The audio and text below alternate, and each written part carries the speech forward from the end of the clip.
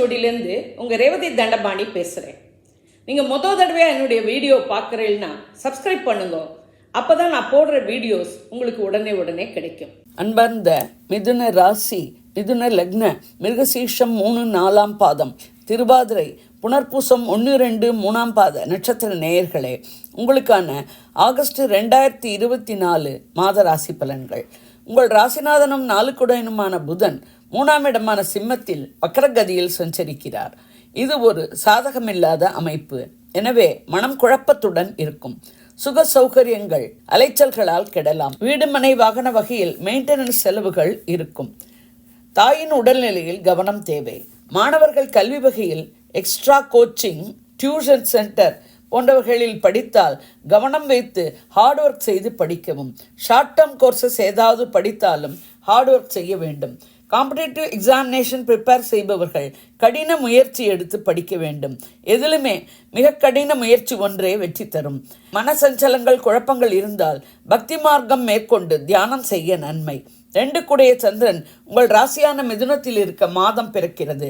3 குடைய சூரியன் மாத முற்பகுதியில் 2ஆம் இடமான கடகத்திலும் மாத பிற்பகுதியில் 3ஆம் இடமான சிம்மத்திலும் சஞ்சரிக்கிறார். எனவே அரசியல்வாதிகளுக்கும் அரசாங்க காரியங்களுக்கும் ஏற்ற இறக்கம் உள்ள மாதம். 5-12 குடைய சுக்கிரன் 3ஆம் இடமான சிம்மத்தில் புதனுடன் சஞ்சரிக்கிறார். எனவே இல்லத்தரசிகள் குடும்பத்தில் பிரச்சனைகளை சந்தித்து சமாளிக்க வேண்டி வரும். தேவைகள் பூர்த்தியாக போராட வேண்டி இருக்கும். அலுவலகத்திலும் போட்டி பொறாமைகளை எதிர்கொள்ள வேண்டி இருக்கும். கலைத்துறையினருக்கு அவ்வளவு சாதகமாக இல்லை இந்த மாதம். திருமணங்கள் முடிவாகும் வாய்ப்பு மிகவும் குறைவு. காதல் வாழ்க்கையும் கரடுமுரடாகவே இருக்கும். விரயங்கள் அலைச்சல்கள் இருக்கும். குடும்பத்தில் நீங்கள் ஒன்று சொன்னால் மற்றவர்கள் ஒன்று சொல்வார்கள். என்னை யாரும் புரிந்து கொள்ளவில்லையே என்று புலம்புவீர்கள். யார் எது சொன்னாலும் காதில் வாங்காமல் அமைதி காக்கவும். நேரம் காலம் மாறும். இதுவும் கடந்து போகும். குழந்தைகள் முன்னுக்கு பின் முரண்படலாம். 6-11 குடைய செவ்வாய் 12ஆம் இடமான ரிஷபத்தில் இருக்க உடல்நிலையில் ஜீரண சம்பந்தமான பிரச்சனைகள் ஏற்படலாம். 2-3 நாட்களில் சரியாகும் வாய்ப்பு உண்டு. ஸ்திர சொத்துக்கள் வகையில் விரயங்கள் இருக்கும். அலைச்சல்கள் அதிகம் இருக்கும். 7-10 கூடிய குரு 12ஆம் இடமான ரிஷபத்தில் இருந்து வீட்டில் சுப செலவுகளையும் அலைச்சல்களையும் கொடுக்கிறார். கணவன் மனைவி உறவு அந்யோன்யமாகவும் அன்பு பாசத்துடன் இருக்கும். செவ்வாய் இணைவு இருப்பதால் ஹீட்டட் ஆர்குமெண்ட்ஸை தவிர்ப்பது நன்மை. தொழில் வியாபார உத்தியோக வகையிலும் ஒரு திருப்தி இல்லாத சூழ்நிலை இருக்கும். ஆனால் இருக்கும் தொழில் உத்தியோகத்தில் கவனம் செலுத்த நன்மை. குரு பார்வை 4ஆம் இடமான கன்னி, 6ஆம் இடமான விருச்சிகம், 8ஆம் இடமான மகரத்தில் விழுகிறது. அலைச்சல்கள் இருந்தாலும் சுக சௌகரியங்களுக்கு குறைவில்லை. தாயின் உதவியும் ஒத்துழைப்பும் கிடைக்கும். எதிரிகள் பலமிழப்பர். பழைய கடன்கள் அடைப்படும். உடலில் இதுவரை இருந்த நோய் தீரும். திடீர் அதிர்ஷ்டங்கள் உண்டு.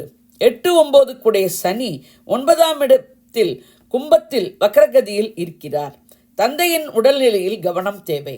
சனி பார்வை 11ஆம் இடமான மேஷம், 3ஆம் இடமான சிம்மம், 6ஆம் இடமான விருச்சிகத்தில் விழுகிறது. நீண்ட நாளைய ஆசைகள் நிறைவேறுவதில் தடைகள் இருக்கலாம். எதிர்பாராத லாபங்கள் கைக்கு கிடைப்பதில் தாமதங்கள் இருக்கலாம். மூத்த சகோதரர்கள் முரண்படலாம்.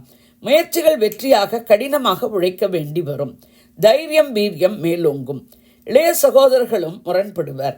உடல்நிலையில் கவனம் தேவை. பணம் கொடுக்கல் வாங்கல் விஷயத்தில் மிகவும் கவனமாக இருக்கவும். 10ல் இருக்கும் மீனராகுவால் வெளிநாடு வாழ் உறவினர்கள், நண்பர்கள், வேற்றுமொழி வேற்றுமதத்தினரின் உதவியும் ஆதரவும் கிடைக்கும்.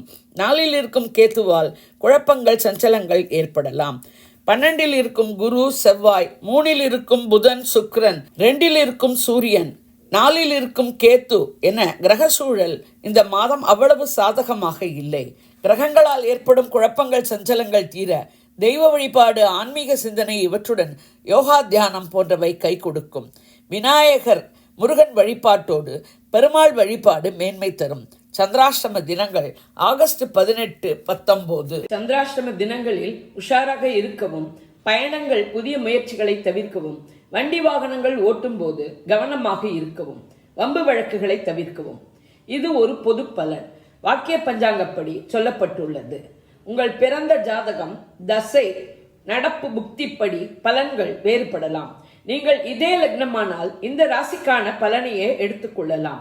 வேறு லக்னமானால் உங்கள் லக்னம் விழும் ராசியின் பலனை எடுத்து ஒப்பிட்டுக் கொள்ளவும். நான் கொடுத்த இந்த வீடியோ உங்களுக்கு பிடிச்சிருக்கும்னு நினைக்கிறேன். பிடிச்சிருந்ததுன்னா லைக் பண்ணுங்க, ஷேர் பண்ணுங்க, கமெண்ட் பண்ணுங்க. நன்றி, வணக்கம்.